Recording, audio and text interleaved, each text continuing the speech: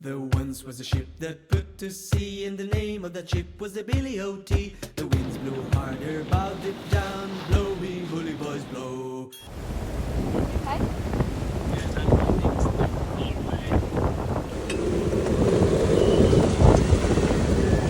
It's fine, we've got this side. Is the dinghy alright? Yeah, the dinghy's fine. Honestly, the dinghy is completely fine.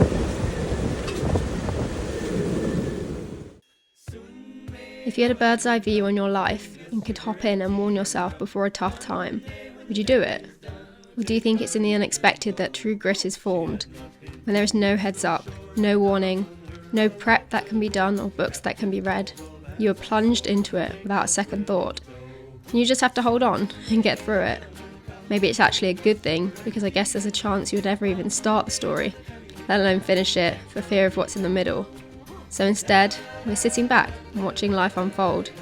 With an admiration of its unbound nature, we wish for you to also come along with us in this moment of courage as we leave the familiar shores of Costa Rica and embark on a journey to Nicuagura, which will stick with us for years to come. Such strong wind. Yeah, we're fairly sure it got up to about 50 at one point. It's all a bit of a blur.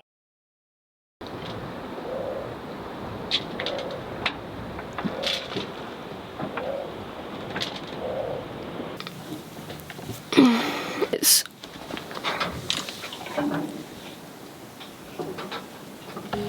4:30 in the morning and we head to Nicuagura today. So excited. We are so happy we came up here and ran away from this storm last night. I think it's the first time we've really run. It ended up moving west, but it came north as well. Today we've got 137 miles to sail. We should arrive in tomorrow. The high tide is at 9:50 AM, which is a good time. We want to aim to be there at least an hour before. And yeah, the passage into the marina is a bit hairy. It's across a lot of sandbanks and the whole area is uncharted, so other cruisers have sent us waypoints and we have to just follow their route in at high tide. But I'm looking forward to it. I'm really hoping tonight won't be too much lightning. That's like my biggest hope. But if it is, it is. Like literally there's nothing we can do, and if you worry, you suffer twice. So that's where we're at. Zach's making coffee. We'll pull up the anchor and we'll get going. But it does actually sound quite calm out there.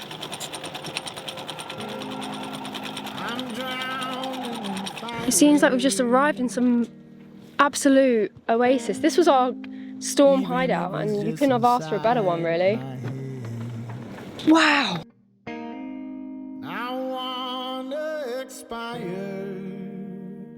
It's amazing here. Zach, can we come back to Costa Rica at some point? Yeah, these islands are so cool. Wish we could stay a bit longer here. It's completely different as well. It's like shrubbery, isn't it? Not really like rainforest around here. Gorgeous. Oh, let's go to Nicuagura. Oh yeah. When the end is the beginning,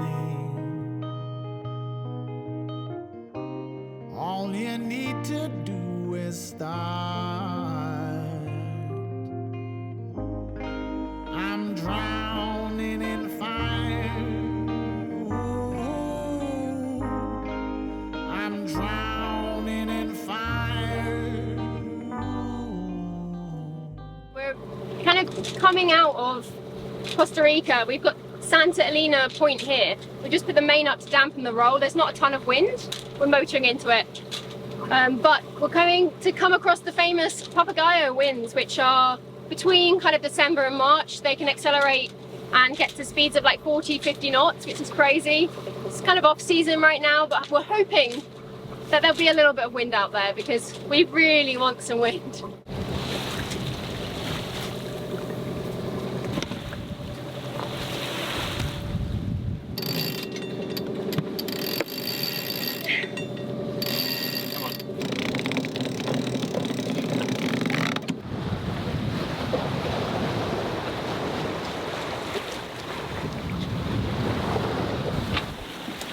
We are flying along right now, doing 7.2 there. Yeah, this is beautiful. I think we've got a little bit of current with us. We are gunning it right now. It's the quickest we've gone all season.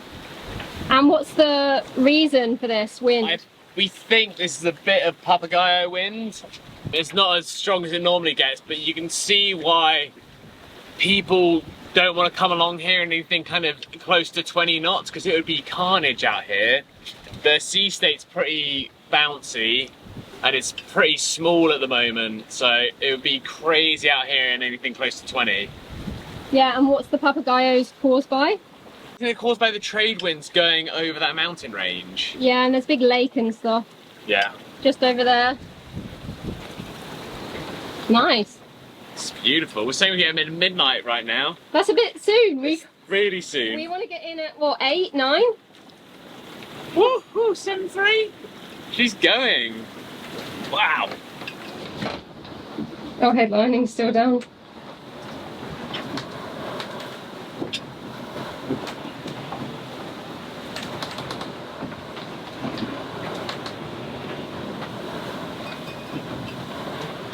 We were joking earlier that there wasn't really any wind and we were calling it the Papagayos.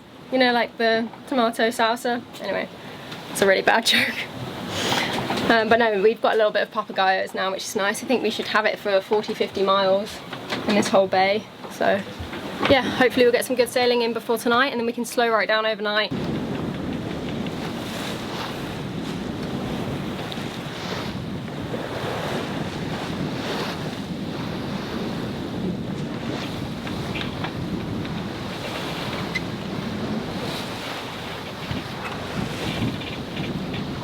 Gorgeous.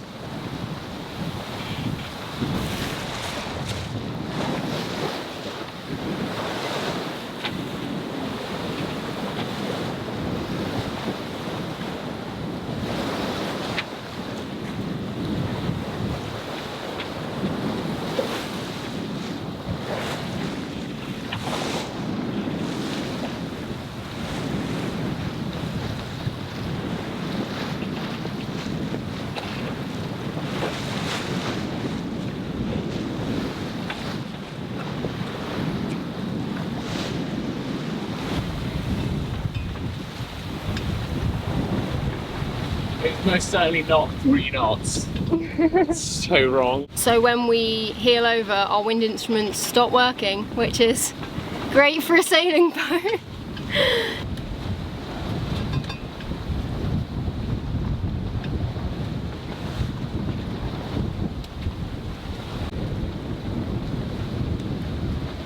Woo.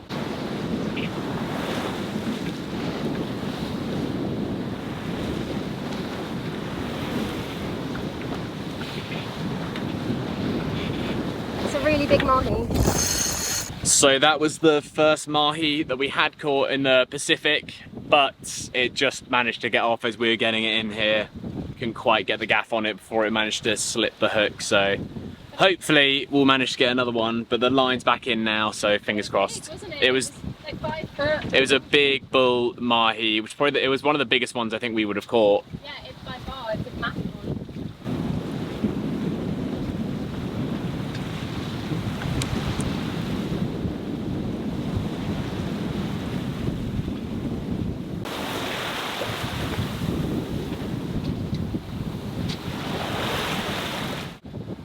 We're just hanging out.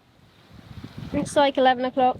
Wind's backing slowly. Wind's kind of coming round to downwind, which is nice, but it means we do get a little bit more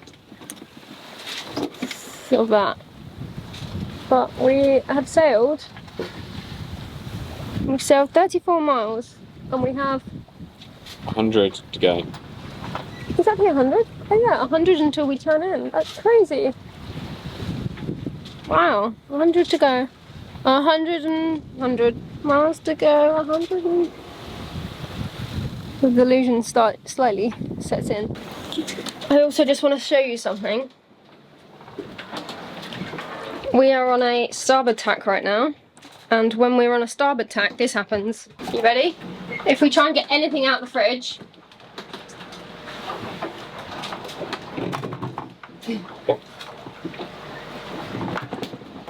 Okay, you have to be here and just ready, because we keep our water cold in glass bottles, and yeah, they will come crashing out if we're not careful.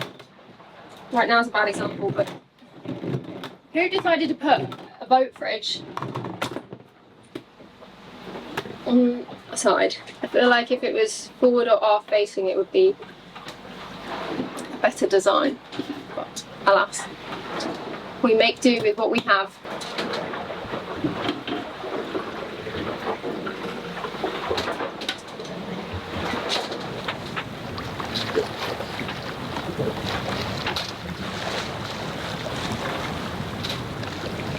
Well, it's a bit later on, and I think it's about 4 o'clock. The wind's died down a little bit, we're on a beam reach. We're still sailing, we're going like 4.8 to 5.2 knots, and it's nice out here, very relaxing. Saw lots of baby turtles. There's turtles, a few nibbles on the line, but nothing. Yeah, I think one nibble was a shark. I'm convinced it was a small shark. Nothing biting, but we're making really good headway, aren't we? We're like going to be in way before we need to be. Yeah, so we need to slow down a little bit, which is why we're happy to sail slowly now. Hopefully it'll be kind of consistent wind like this tonight. That'll be beautiful. Yeah, so nice just sailing. Even sailing slowly is better than not sailing. Yeah.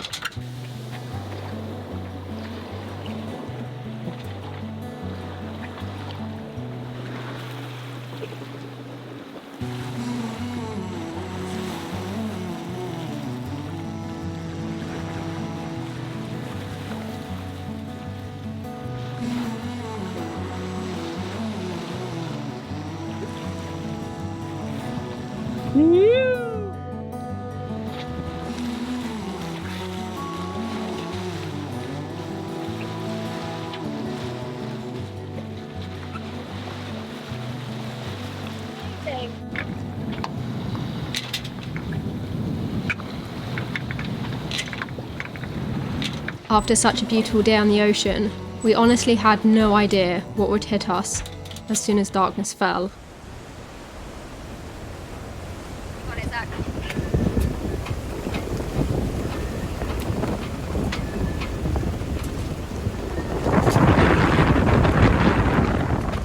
We've got this.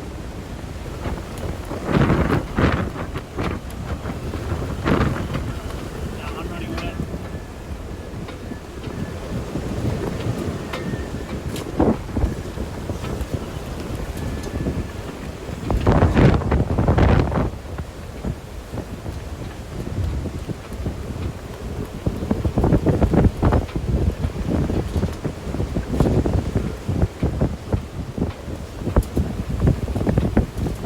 It will pass.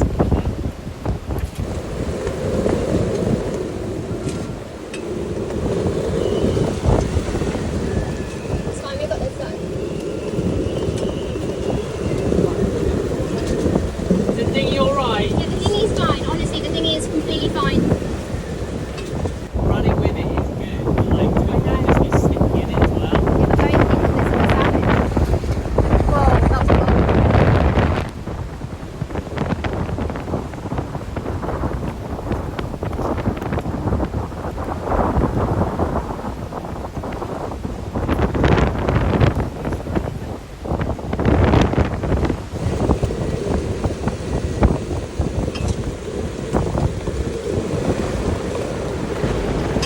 It will pass, I promise.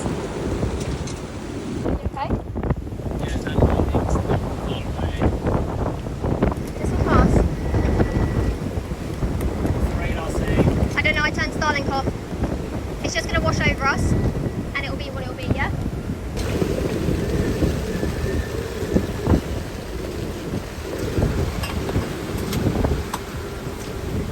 You're doing a killer job.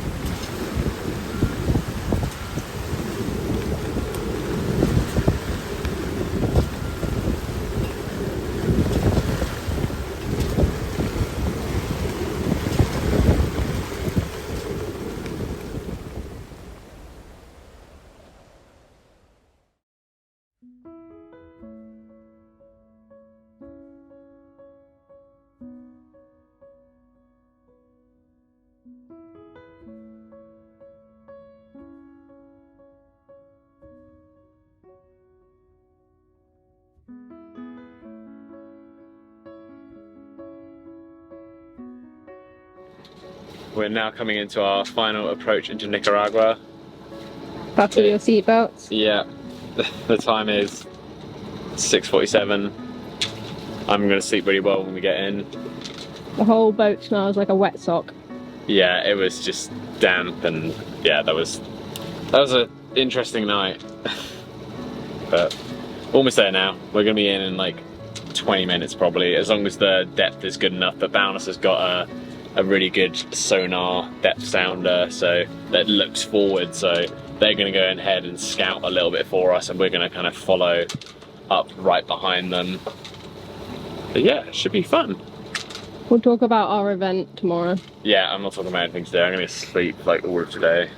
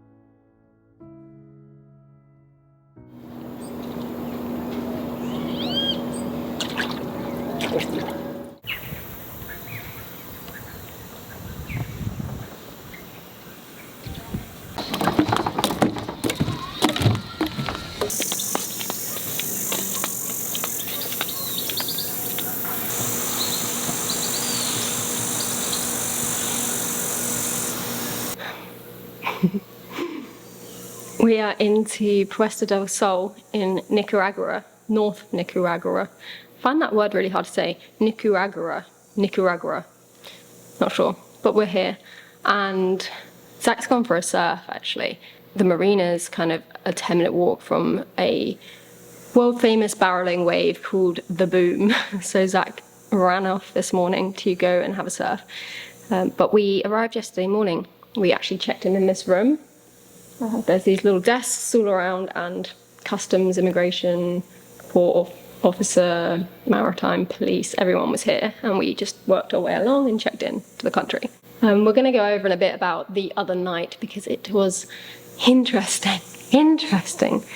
We definitely did get blasted with 50 knots of wind, which was a first, but we managed it and we grew through it, and yeah, we just dealt with it. Like, there is nothing else you can do out there, you know? Sometimes people message us saying, when you're out there and a storm comes, it wasn't a storm, but I guess it was a thunderstorm.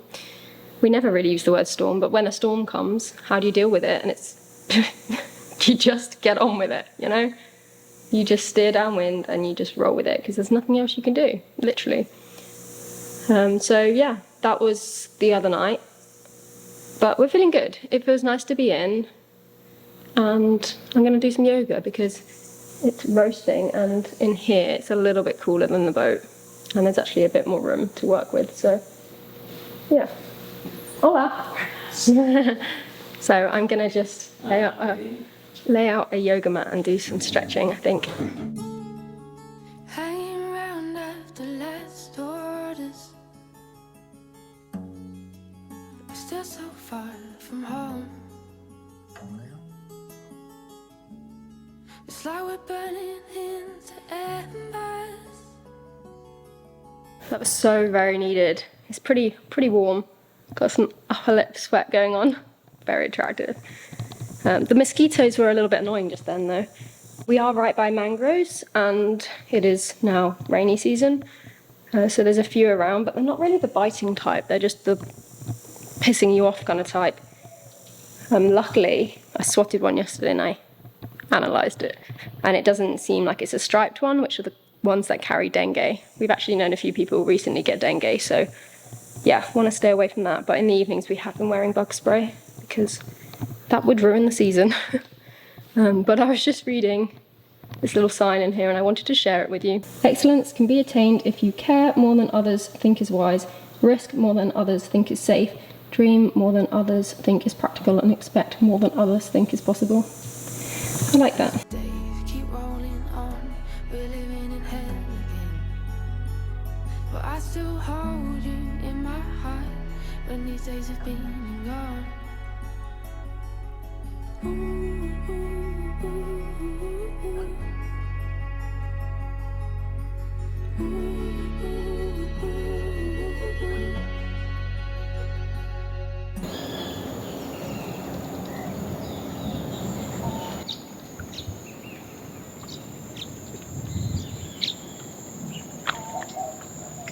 It's been a couple of days since we got in now, and this marina is like nice, quiet. It's kind of in the middle of nowhere, but it's got an amazing surf break that I went to yesterday, which we'll show you guys at some point whilst we're here. The estuary it's set in is the calmest place you could ever think of, but it's really weird. There's this massive hotel complex, like there's this big restaurant here, loads of accommodation up here, and we found an abandoned infinity pool down by the beach, which would be amazing, but there's no one here. It's completely and utterly deserted. I think there's 1 or 2 people staying in the resort, but there's probably enough room for like 80 people. We've had this in Colombia whilst we were there, and that one marina we stayed in as well. It's just bizarre, but really nice place. Would definitely recommend coming here. It's really cheap as well to keep our boat here, but yeah, it's just weird. It's completely abandoned everywhere. I'm the only person around right now, apart from the few boats who are staying on the dock here. There's 2 other guys on boats, and then us and Boundless, and that is it. It's all the like tourists here that we can see, apart from a couple of people in the hotel, maybe. But I think they might be like family of the staff here. After exploring the grounds, I've grabbed Becca to go and get some mangoes, because there's thousands and thousands of mango trees here. So we're going to pick a load and make some mango slushies and smoothies over the next few days. Really good. We've just bug sprayed up and yeah, it is dengue season, and we do not want dengue. Nope. Especially not now with our busy month coming up. Yeah, no dengue please. Yeah, we can't really afford to have that at all, so we've maxed up DEET and all of that. My neck is like burning from it. It's horrible stuff. Yeah. Glad we haven't had to use it that much during the rest of the season.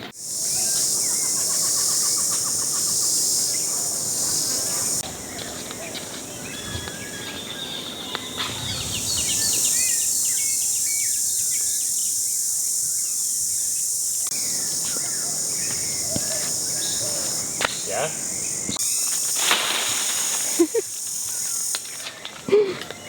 There's hundreds here, Zach. There's thousands here, Becca. Thousands and thousands. This place is just perplexing. Perplexing, that's a wonderful word. It's just like this beautiful like villa in the jungle, and it's just empty. But it's nuts.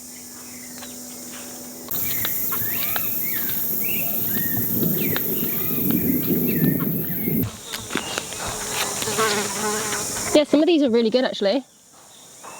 Yum. Oh my god, they literally just dropped it. They're all falling. Have a look at that one. Yeah, they're really good. Someone's breaking them up, obviously. Wow. This is so gorgeous.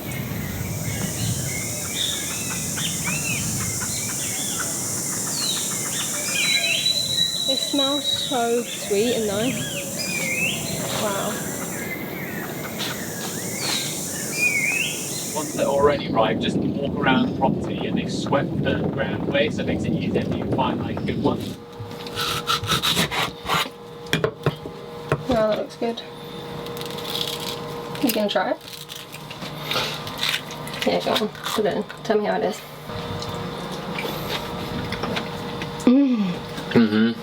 Yeah, it's good. Do you want to try some? Yeah.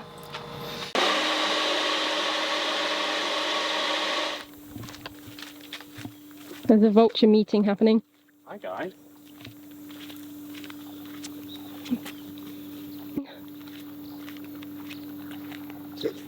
Wow. We've rested, we've recovered, and we're going to tell you guys about the other night because it was a little bit wild. Yeah, so let's go back where we were and everything like that. So we were on our way from Costa Rica to Nicaragua. We'd spent one night in Bat Island, which is pretty close to the border from Nicaragua. The next day, we motored for a little bit, sailed For most of the day. which is really nice. Got a mahi, but didn't get it on the boat, which is really annoying. The biggest mahi we've ever got.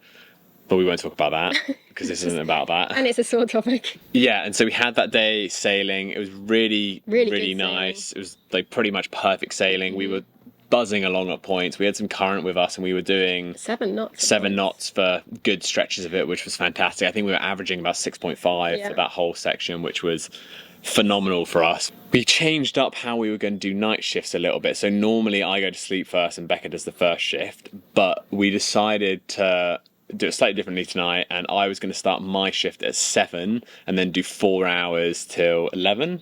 Yeah, which is basically what we used to do, but just reversed. So I don't like lightning. It's no secret. I don't like it. And so we looked at the forecast. I think there's a turkey vulture above us. Massive. We looked at the forecast and the lightning seemed to be, it wasn't bad, but it was going to be a bit worse. It had been getting better and better, hadn't it? Yeah, it was going to be the worst during the first 4 hours. So Zach said, I'll take that watch. And it was the worst during that time. But it was, the predictions were so wrong for so many reasons, and we had been told by a lot of people that with these thunderstorms, sometimes you can get like crazy winds out of nowhere. We know a boat had one of these hit them off Colombia and broke their dolphin striker, which was crazy. The damage on it was mental, and I can see why that happened now. So the wind had died down. I was just going to sleep, and we'd furled our headsail because there was no wind. We had the main and mizzen up. They both had a reef in them because we always do that at night, just as a good, Precautionary. Can you hear that? Precautionary measure.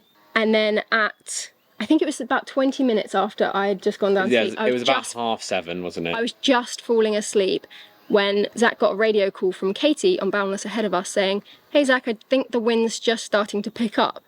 As he got that radio call, literally as soon as she stopped talking, we just got absolutely smashed by wind. Zach opened the hatch to say, Becca, can you come up here because we're going to reef more? And as he was opening, we just got smashed, and it was 45 knots on the screen. We must have been going 5 or 6 knots at least. But the boat was like 45 degrees, and it was just, it was so overpowered, and it was just, it was... Yeah, we're lucky we really didn't get knocked down, to be honest, because we were, everything was in the centre line. It was perfectly beam on when that wind hit as well. It was just, Zach had his life jacket on and a tether, and he ran to the mainmast to reef, and obviously we couldn't reef. I ran to the main sheet, let the main sheet out a load. We had to end up jibing the main, like, as gently as we could, which wasn't that gently. I'm shocked we didn't break anything. To give, when it came across, I managed to, just as it was coming across, a lot of the force came off it, so I managed to yank it down to a point where I could take it down fully. But the last thing you really want to do in that kind of weather is go head to wind, because it would have been horrendous. And I don't know, I think a lot of people say different things with it, but we always prefer running downwind with big weather like that, just running with it until it disappears, and once it starts easing you can kind of start coming up slowly. But we managed to get the main down. I took it off autopilot. Yeah, you took it off autopilot. I was hand steering. We were steering downwind with the main down, but we were still doing 6.5, almost 7 knots at points, and we couldn't figure out why until the mizzen, the bloody mizzen. When you're in that mindset, you're so focused on helming, getting the main down. The bloody mizzen. Thankfully the mizzen had a reef in it, and the mizzen on our boat is tiny anyway. It's probably the size of a dinghy sail. And so it doesn't really have that much force, and with a reef in it, it's tiny. It's like the size of our bed sheet. Yeah, but we did try and get it down, and we couldn't get it down. So we just had to run with it for a while. Until it eased up a little bit, and we managed to get it down. Which, can I just say, so squalls, when they hit you, They usually, the highest winds are first and then they start dying down pretty quickly. You know, the one on the Atlantic where we were blasting with 45 knots, it got to that speed and then it pretty much instantly like kept dying down. This was relentless. We had 50 knots to begin with and then it died to like 40 knots and then it would go 45 knots and then 40 knots, then 45 knots for half an hour or so. It was such strong wind. Yeah, we're fairly sure it got up to about 50 at one point because it looked it's all a bit of a blur. There was lightning around us as well for all of this as well, and I think we got a good bit on your phone filmed and everything like that. Only when it started dying down. Yeah, the last thing you want to do in a situation like that is pick up a big camera and start filming when you're just trying to like make sure the boat's fine and make sure we're fine. So it's kind of annoying that we don't really think about those things in the situation, but we're working on it. We are trying, but it's really hard in that moment to be like, oh, I'm just going to film, you know? It's not, but it feels a bit crucial to just be on it, you know? But it was, I think initially after we got the main down and all of that, we still had quite a bit of adrenaline with us, but as it went on, because we were running downwind for ages, probably not far off an hour, but it picked up until the 50 knots was about halfway through that, and then it slowly, very slowly started dying.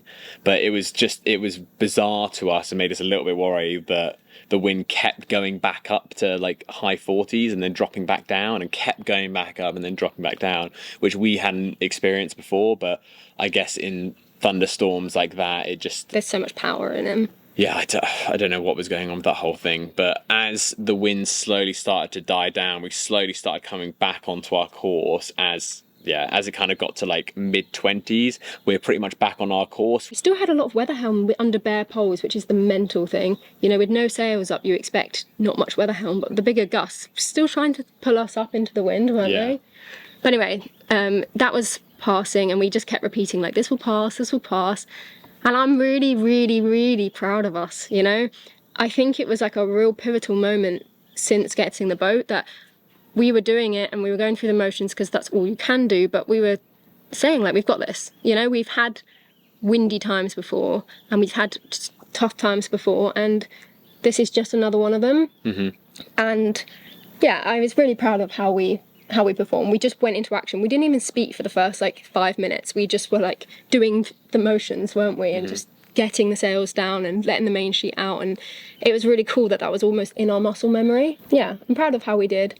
But we got back on course. Yeah, the thunder stuck around for ages and it slowly moved off to our port side, but we had lightning, thunder, like straight away, so it was pretty close at points, but it was cracking. It was like yeah, it was pretty amazing to watch. But I mean, there's very little you can do in that situation. Once we knew it was going off to our port side, we started steering a lot closer to land and almost going directly towards land just to get out of the whole system quicker.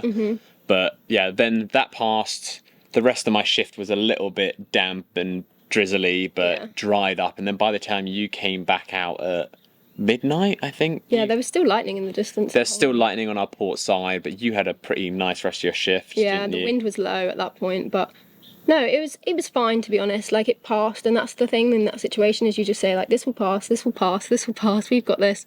And it did. But it was crazy how quickly that picked up. With squalls on the Atlantic and Caribbean, it was like you had a little bit of a warning with it. You could feel the wind picking up. It wouldn't just like hit you like that. But with this one, it must have been, I don't know, like 5 knots of wind to 45 in like 10, 20 seconds maybe. And a good question would be at this point, if you had radar, would you have seen this coming? So our friends on the boat ahead of us, bound us, they have radar. And we were closely buddy boating to make the most of that. You know, we were in close radio communication and they were telling us what was on the radar. The issue was because we were 9 miles off land. When a big storm cloud is over land, it just shows us something. You know, you can see it's something. You can see it's land. But until it was over the water, you couldn't see it.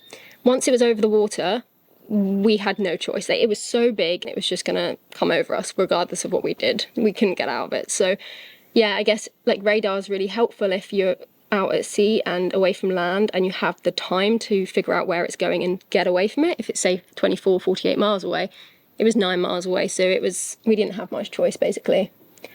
But Yeah, that was it. It was fine. Like, it was fine, you know?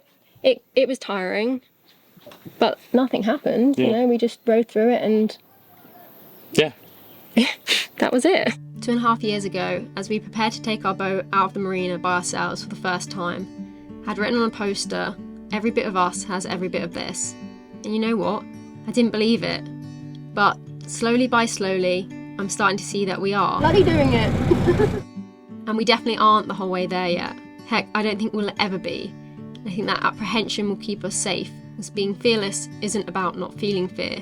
It's about feeling it and doing it anyway.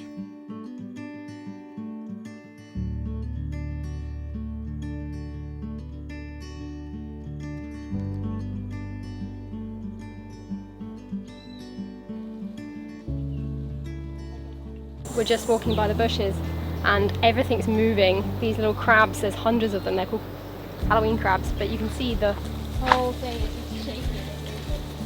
It's really creepy. It's a lot deeper. Wow. That's where we came in.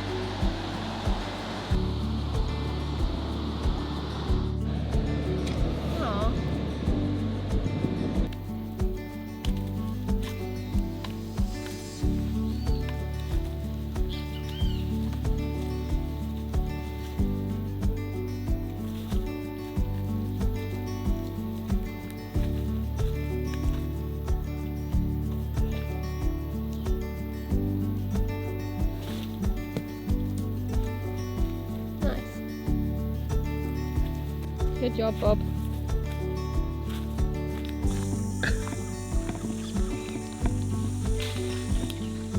Are these the best ones? This. Oh wow. Oh, that is beautiful. Oh, good cat. Professional. Oh, these ones are perfect. Yeah.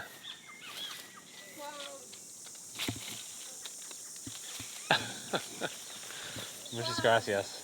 Wow.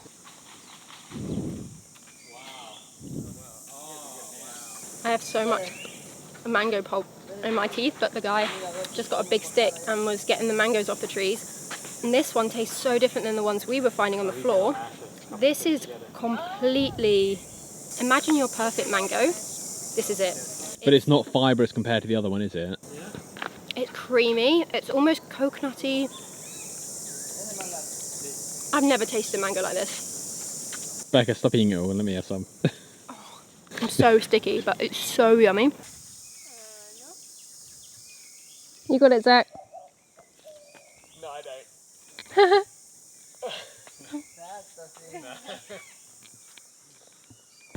Can you eat? Guayaba. Guava. Oh, it's guava. Ah, Ah. gracias. Sí, sí. What's that, Becca? I'm really sticky. But this is guava. Ah, I should have recognised it. I found it on the floor, and he said you can eat them.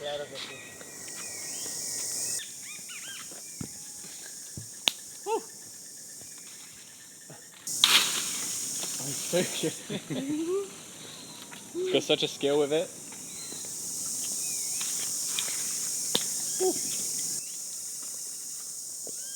That's real high up there.